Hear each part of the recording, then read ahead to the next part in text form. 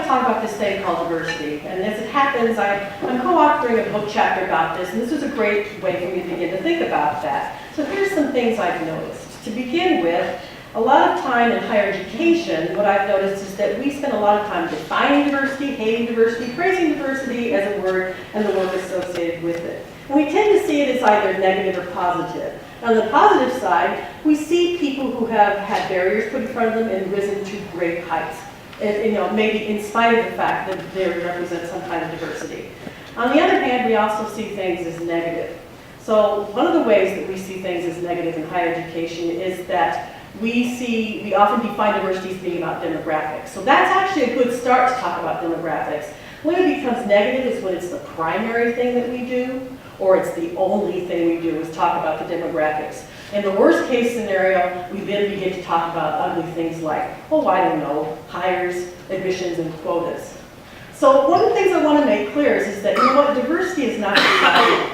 And sometimes I think in higher education we need to take C. Wright Mills' advice and talk about, is this a social issue or is it an individual trouble? And we often see it as a problem. If we think of it only as an individual trouble, that's when we really get in trouble. So what I have to say is that diversity can't stand alone.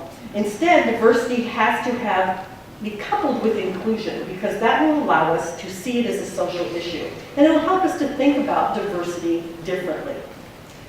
And there are some things about when you leave inclusion out that cause problems with diversity. So let's look at a couple of things that we see as being positive about diversity rather than problematic. Our OED office says diversity and inclusion is inextricably tied to academic excellence. That without diversity and inclusion, there's profound and deep exclusions that undermine the opportunity to educate.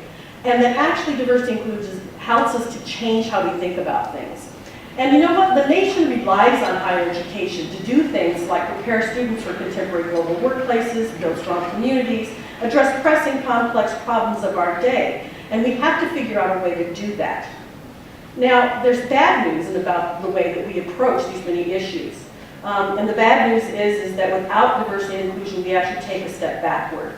And we deprive ourselves of essential resources of knowledge. Our students are underprepared for the modern workplace, and we're all ill-equipped to be a constructive force in a very diverse world.